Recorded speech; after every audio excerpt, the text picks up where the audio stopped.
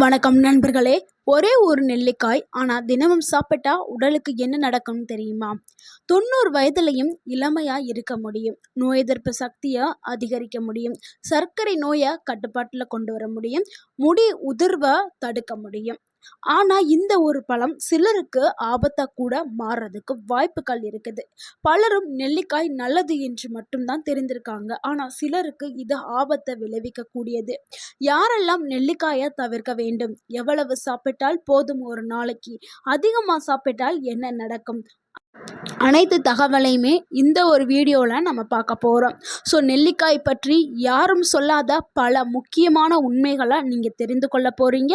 வீடியோவை ஸ்கிப் பண்ணாமல் முழுமையாக பாருங்கள். இந்த ஒரு வீடியோ உங்களுடைய ஆரோக்கியத்திற்கு மிகவும் முக்கியமான ஒரு வீடியோவாக இருக்கும். உங்கள் ஆரோக்கியம் உங்கள் கையில்தான். நெல்லிக்காய் ஆயிரக்கணக்கான ஆண்டுகளாகவே சித்த மருத்துவம் மற்றும் ஆயுர்வேத மருத்துவத்தில் பயன்படுத்தப்பட்டு வருதுங்க. நெல்லிக்காய்ங்கிறது ஒரு சாதாரண பழமே இல்லை, இது ஒரு சூப்பர் ஃபுட். சூப்பர் ஃபுட்டுன்னு சொல்கிற அளவுக்கு இதில் என்ன இருக்குதுன்னா, இதில் விட்டமின் சி நிறைஞ்சிருக்குதுங்க. அது மட்டும் இல்லைங்க, அதில் பாலிஃபினால்ஸ், டேனின், ஃப்ளேவனாய்ட்ஸ், ஆன்டி ஆக்சிடென்ட்டுகள், நார்ச்சத்து, கால்சியம், பொட்டாசியம், இரும்பு சத்து போன்ற பல ஊட்டச்சத்துக்கள் இதில் நிறைஞ்சிருக்குது. இதனால தான் இது நம்ம உடலுக்கு அதிக அளவில் நன்மைகளையும் கொடுக்குது. அதே மாதிரி உடலில் ஃப்ரீ ரேடிக்கல் எனப்படும் தீங்கு விளைவிக்கக்கூடிய மூலக்கூறுகளை குறைக்கும் தன்மை கொண்டது நெல்லிக்காங்க.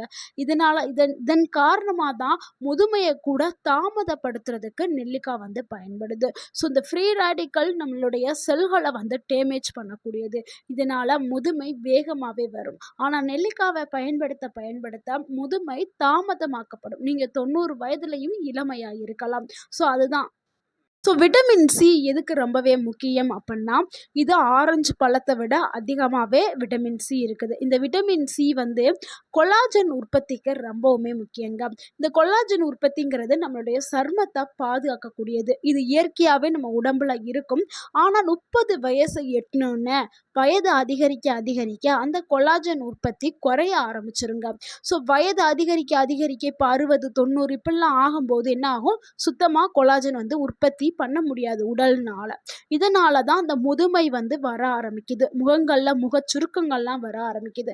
அந்த டைமில் 30 வயசை எட்டுன உடனே என்ன பண்ணணும்? விட்டமின் சி நிறைந்த உணவுகளை எடுக்க ஸ்டார்ட் பண்ணிடணும். இப்போ 30 வயது ஆன பெண்கள், ஆண்கள் நெல்லிக்காவை தொடர்ந்து எடுத்துக்கிட்டே வந்தீங்கன்னா உங்களுடைய முதுமை தாமதமாக்கப்படும். நீங்கள் எப்போவுமே இளமையாக இருக்கலாம். ஸோ நெல்லிக்காவை ரெகுலராக சாப்பிட்டவங்கள்ட்ட கேட்டால் அதனுடைய பலன்களை சொல்லுவாங்க. நீங்கள் கேட்டு பாருங்க. ஸோ நெல்லிக்காயை தினமும் சாப்பிட்றதுனால ஏற்படக்கூடிய நன்மைகளை அடுத்து பார்த்துடலாம். அதில் நம்ம முதலாவதாக பார்க்கக்கூடிய நன்மை என்னென்னா, நோய் எதிர்ப்பு சக்தியை வலுவாக்குறதுக்கு நெல்லிக்காய் பயன்படுதுங்க. இன்றைய காலகட்டத்தில் சிறிய காலநிலை பருவநிலை மாற்றம் வந்தாலே எல்லாருக்கும் என்ன ஆகுதுன்னா, சளி, இருமல், காய்ச்சல் இந்த மாதிரியான பிரச்சனை வர ஆரம்பிச்சிருது. இதற்கு முக்கிய காரணம் என்னென்னா, நோய் எதிர்ப்பு சக்தி குறைவாக இருக்கிறதுனால தான். அதனால தான் நெல்லிக்காயை நம்ம எடுக்க சொல்கிறோம். நெல்லிக்காயில் விட்டமின் சி இருக்கிறதுனாலையும் அதில் சில ஆன்டி ஆக்சிடென்ட்டுகள் இருக்கிறதுனாலையும் உடலோடைய அந்த நோய் எதிர்ப்பு அமைப்பை இயல்பாகவே ஸ்ட்ராங் ஆக்குறதுக்கு பயன்படுது. இதனால வெளியிலிருந்து வரக்கூடிய அந்த பாக்டீரியா, வைரஸ் போன்ற தொற்றுகள்லாம் நம்ம உடல் எளிதாகவே எதிர்த்து போராடும் தன்மை உடலுக்கு கிடைச்சிடும். அதனால தான் நம்ம நெல்லிக்காவை எடுக்க சொல்றோம். ஸோ நோய் எதிர்ப்பு சக்தியா பல மடங்கு வலுவாக்குறதுக்கு இது பயன்படுதுங்க. அடுத்து இரண்டாவது நன்மை என்னன்னா, சருமத்தை ஆரோக்கியமாக வச்சுக்கிறதுக்கு இது நெல்லிக்காய் பயன்படுது. உங்களுடைய சருமம் ரொம்பவே பொலிவிழந்து காணப்படுதா, ரொம்ப டல்லாக இருக்குதா, அடிக்கடி முகம் சோர்வாக இருக்குதா அப்படின்னா நீங்கள் நெல்லிக்காயை பயன்படுத்தினாவே போதுங்க. உங்களுடைய பொலிவிழந்த அந்த சருமம் நல்லா பளபளன்னு ஆயிரும். ஸோ நீங்கள் என்ன நினைப்பீங்க? போய் காஸ்ட்லியாக ஏதாவது க்ரீம் வாங்கி போடுவோம், பார்லருக்கு போய் ஃபேஷியல் பண்ணுவோம், அப்போ தான் நம்மளுடைய முகம் பளிச்சுன்னு வரும்னு நீங்கள் நினச்சிட்ருப்பீங்க. நீங்கள் அதெல்லாம் செய்யவே தேவையில்லை. இயற்கையான முறையில் நீங்கள் கொலாஜனை உங்கள் உடம்புல கொடுத்துட்டிங்கன்னா ஆட்டோமேட்டிக்காக உங்களுடைய சருமம் நல்ல பளபளன்னு ஆயிரும். ஸோ கொலாஜன் உற்பத்தியை நெல்லிக்காய் உங்களுக்கு கொடுக்கும். ஸோ உங்களுடைய முகம் இதனால் பளபளன்னு ஆறும். அதே மாதிரி சிலருக்குலாம் அடிப்பட்ட காயங்கள் வந்து வேகமாகவே ஆறுறதுக்கு இந்த நெல்லிக்காய் வந்து பயன்படுது. ஸோ வயதான தோற்றத்தை தாமதப்படுத்துறதுக்கு நெல்லிக்காய் பயன்படுது. அதனால் கண்டிப்பாக வயதானவர்கள் நெல்லிக்காவை தினமும் ஒரு நெல்லிக்காய் எடுத்துக்கிறது ரொம்பவே நல்லது. நீங்கள் இளமையாக இருக்கணும்னா நெல்லிக்காயை எடுத்துக்கிறங்க. அதே மாதிரி முகங்களில் வரக்கூடிய முகச்சுருக்கங்கள் இதெல்லாமே தாமதமாக்கப்படும். இருந்தாலும் அது மறைந்துவிடும். நெல்லிக்காய் கூடவே போதுமான தண்ணீர், நல்ல ஒரு தூக்கம். ஒரு நாளைக்கு 7லேருந்து 8 மணி நேரம் நல்லா தூங்கி எந்திரிக்கணும். சூரிய ஒளியில் வந்து ஒரு 15 நிமிஷம் நீங்கள் நிற்கணும். ஏன்னா விட்டமின் டிக்காக. ஸோ இதெல்லாம் நீங்கள் பண்ணும்போது உங்களுடைய உடல் முழுக்க ஆரோக்கியமாக கிடைக்குங்க. ஸோ உங்களுடைய ஆரோக்கியத்திற்கு இந்த சின்ன சின்ன ஹேபிட்டெல்லாம் நீங்கள் செய்ய தொடங்குங்க. அடுத்து நம்ம 3ஆவதாக பார்க்கக்கூடிய நன்மை என்னென்னா முடிய ஆரோக்கியம்ங்க.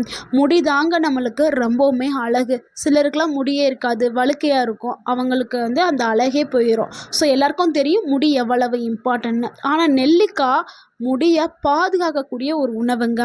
இதில் விட்டமின் சி, ஆன்டி ஆக்சிடென்ட் இதெல்லாம் இருக்கிறதுனால முடியை வந்து ஆரோக்கியமாக வச்சுக்கிறதுக்கும் முடியோடைய வேர்களுக்கும் இது பயன்படுது.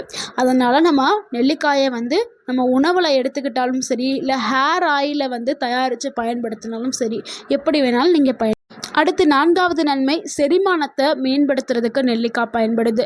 பலருக்கும் மலச்சிக்கல், வயிறு உப்பசம் போன்ற பிரச்சனை இருக்கும். முக்கியமாக வயதானவர்களுக்கு இந்த பிரச்சனை நல்லாவே இருக்கும்.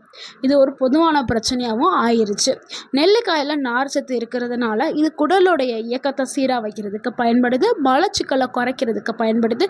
செரிமான அமைப்பை ஆதரிக்கிறதுக்கு பயன்படுது. ஸோ அதிகமாக சாப்பிட வேணால் ஒரு நெல்லிக்காய் சாப்பிடுங்க. அப்படி நெல்லிக்காய் சாப்பிட முடியாதவங்க திரிபலா சூரம் அப்படின்னு இருக்கும். ஸோ அந்த திரிபலா சூரத்தை நீங்கள் வாங்கி சாப்பிட்டீங்கன்னா மலச்சிக்கல் வந்து சரியாயிரும். அடுத்து 5வது நன்மை என்னென்னா இதயத்தை ஆரோக்கியமாக வச்சுக்கிறதுக்கு நெல்லிக்காய் பயன்படுது. இன்றைய காலகட்டத்தில் இதய நோய் அதிகமாகவே அதிகரித்து வருதுங்க. ஆனால் நெல்லிக்காயில் இருக்கக்கூடிய ஆன்டி ஆக்சிடென்ட்டுகள் மற்றும் தாவர சேர்மங்கள் இதயத்தை ஆரோக்கியமாக வச்சுக்கிறதுக்கு பயன்படுது அப்படின்னு சில ஆய்வுகள் சொல்லுது. சில ஆய்வுகள் என்ன சொல்லுதுன்னா ஆக்சிடேட்டிவ் ஸ்ட்ரெஸ்ஸை குறைக்கிறதுக்கு நெல்லிக்காய் பயன்படுது. கொலஸ்ட்ராலை வந்து சரி பண்ணுறதுக்கு பயன்படுது. ஸோ இதனால் இதய நோயோடைய தாக்கத்திலிருந்து நம்ம உடலை பாதுகாக்கிறதுக்கு நெல்லிக்காய் ஒரு சிறந்த உணவாக கருதப்படுது. ஸோ நெல்லிக்காய் எடுத்துக்கிட்டிங்கன்னா உங்களுடைய இதயம் எப்பொழுதும் ஆரோக்கியமாக இருக்கும். அடுத்து 6வது நன்மை என்னென்னா இரத்த சர்க்கரையை கட்டுப்பாட்டில் வைக்கிறதுக்கு நெல்லிக்காய் பயன்படுது. அதாவது நீரிழிவு நோயாளிகள் அவங்க வந்து நெல்லிக்காய் ஜூஸை வந்து தினமும் எடுத்துக்கிறலாம். அப்படி எடுக்கும்போது சர்க்கரை அளவு கட்டுப்பாட்டில் இருக்கும். இன்சுலினுடைய அளவும் ஆதரிக்கிறதுக்கு இது பயன்படுங்க.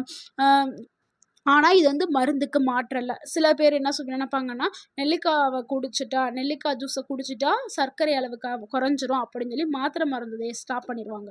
ஸோ அப்போல்லாம் பண்ணாதீங்க. மாத்திரை மருந்து சாப்பிட்டுட்டு அளவாக எடுத்துக்கிறங்க. அதிகமாக எடுக்காதீங்க. அளவாக எடுத்துக்கிட்டிங்கன்னா உங்களுக்கு கண்ட்ரோலில் வர ஆரம்பிச்சிடும். அடுத்து 7வது நன்மை கண் ஆரோக்கியத்தை பாதுகாக்கிறதுக்கு நெல்லிக்காய் வந்து பயன்படுது. நெல்லிக்காயில் இருக்கக்கூடிய விட்டமின் சி மற்றும் பிற ஆன்டி ஆக்சிடென்ட்டுகள் கண்களுடைய செல்களை ஆக்சிடேட்டிவ் சேதத்திலிருந்து பாதுகாக்கிறதுக்காக பயன்படுது. இதனால் கண் சார்ந்த நோய்களை தடுக்கிறதுக்கு நெல்லிக்காய் பயன்படுது. அடுத்து 8வது நன்மை என்னென்னா உடல் செல்களை பாதுகாக்கிறதுக்கு நெல்லிக்காய் பயன்படுது. நம்ம உடலில் தினமும் லட்சக்கணக்கான செல்கள் வந்து செயல்படுது. இதில் வந்து நிறையா செல்கள் வந்து சேதமடையும். ஸோ அதுதான் ஆக்சிடேட்டிவ் அழுத்தம் அப்படின்னு சொல்கிறோம்ல. அந்த அழுத்தம் அதிகரிக்கும் போது உடல் நல பிரச்சனைகள் இதெல்லாம் நிறையாவே உருவாகும். ஸோ இது எல்லாத்தையுமே தடுக்கிறதுக்கு நெல்லிக்காய் வந்து ஒரு சிறந்த உணவாக இருக்குது. ஸோ அதனால் நெல்லிக்காயை நம்ம உணவில் எடுத்துக்கிறது ரொம்பவே நல்லது. நண்பர்களே, இவ்வளோ நேரம் நம்ம நெல்லிக்காயுடைய நன்மைகளை தான் பார்த்தோம். ஆனால் இப்போ தான் நம்ம பார்க்க போகிற முக்கியமான விஷயமே இருக்குது. ஸோ யாரெல்லாம் நெல்லிக்காயை சாப்பிடக்கூடாது அப்படிங்கிறது தான் பார்க்க போகிறோம். நெல்லிக்காய் மிகவும் ஆரோக்கியமான உணவு. ஆனால் இயற்கையான உணவுங்கிறதுக்காக எல்லாருக்கும் ஏற்றது கிடையாது. அது ஞாபகத்தில் வச்சுக்கிறோங்க. முதலாவது பார்க்கக்கூடிய நபர் யாருன்னா ரத்தம் மெலிதாகக்கூடிய மாத்திரைகள், அதாவது பிளட் தின்னர் மாத்திரை மருந்து எடுத்துக்கொள்பவர்கள் கண்டிப்பாக இந்த நெல்லிக்காய் சாப்பிடக்கூடாது. அப்படி நீங்க எடுக்கிறதா இருந்தா உங்களுடைய மருத்துவர்கிட்ட போய் நீங்க ஆலோசனை கேட்டுட்டு எடுக்கிறது ரொம்பவே நல்லது. அடுத்து 2வது நபர் யார் என்றால் சர்க்கரை நோயாளிகள் எடுக்கலாம், ஆனா அளவு கம்மியாக எடுக்கணும். அதிகமா எடுத்தீங்கன்னா உங்களுக்கு சர்க்கரை அளவு ரொம்பவும் கம்மியாக போயிரும். அப்ப குறைந்த சர்க்கரை அளவு அப்புறம் உங்களுக்கு சில பல பிரச்சனை வரும். ஸோ அதனால நெல்லிக்காய் சர்க்கரை நோயாளிகளுக்கு நல்லது. ஆனா அளவா எடுக்கணும். அடுத்து 3வதா பார்க்கக்கூடிய அந்த நபர் யாருன்னா, வயிற்றில எரிச்சல் இருக்கிறவங்க. அதிக அமிலத்தன்மை கொண்ட நபர்கள் நெல்லிக்காய தவிர்க்கிறது ரொம்பவே நல்லது. அப்படி அவங்க எடுத்துக்கிட்டாங்கன்னா, நெஞ்செரிச்சல், அமிலம் அதிகமாகுறது, வயிற்றில புண்ணு இந்த மாதிரியான பிரச்சனைகள் வர ஆரம்பிக்கும். அடுத்து 4வதா பார்க்கக்கூடிய அந்த நபர் யாருன்னா, அறுவை சிகிச்சைக்கு செல்ல இருக்கக்கூடியவர்கள். அடுத்த வாரம் எனக்கு ஆப்ரேஷன்ங்க அப்படின்னு இருக்கிறவங்க, இந்த வாரத்துல இருந்தே நெல்லிக்காய சாப்பிட்றத தவிர்க்கணும். ஏன்னா நெல்லிக்காய் சாப்பிட்டீங்கன்னா, உடல்ல சில பலமான மாற்றங்கள் ஏற்படும். ஒரு நெல்லிக்காய் சாப்பிட்டா பரவாயில்ல, நிறைய நெல்லிக்காய் சாப்பிட்டீங்கன்னா நிறையாவே சேஞ்சஸ் ஏற்படும் உடல்ல. அதனால தவிர்க்கிறது ரொம்பவே நல்லது. அடுத்து 5வதா பார்க்கக்கூடிய நபர் யாருன்னா, சிறுநீரக கற்கள் இருக்கிறவங்க நெல்லிக்காய தவிர்க்கிறது ரொம்பவே நல்லது. அடுத்து நம்ம 6வதா பார்க்கக்கூடிய நபர் யாருன்னா, அலர்ஜி ஒவ்வாமை இருக்கிறவங்க. சிலருக்கெல்லாம் சில உணவு சாப்பிட்டா ஒவ்வாமை ஏற்படும், அலர்ஜி ஏற்படும். ஸோ அவங்க நெல்லிக்காய தவிர்க்கிறது ரொம்பவே நல்லது. அப்படி நீங்க சாப்பிட்டீங்கன்னா தோல்ல அரிப்பு, சிவப்பு, உதடுல வீக்கம், நாக்குல வீக்கம், மூச்சு திணறல் இந்த மாதிரியான பிரச்சனைகள் ஏற்படுறதுக்கு வாய்ப்பு இருக்குது. நண்பர்களே, இந்த தகவல் உங்களுக்கு பயனுள்ளதா இருந்திருந்தா இந்த வீடியோக்கு ஒரு லைக் பண்ணுங்க. இந்த வீடியோவை உங்களுடைய ஃப்ரெண்ட்ஸ் அண்ட் ஃபேமிலிக்கு ஷேர் பண்ணுங்க. மறக்காம நம்ம சேனலை சப்ஸ்கிரைப் பண்ணுங்க, சப்போர்ட் பண்ணுங்க, கமெண்ட் பண்ணுங்க. தேங்க்யூ ஃபார் வாட்சிங் அண்ட் வாழ்க வளமுடன். நன்றி, வணக்கம்.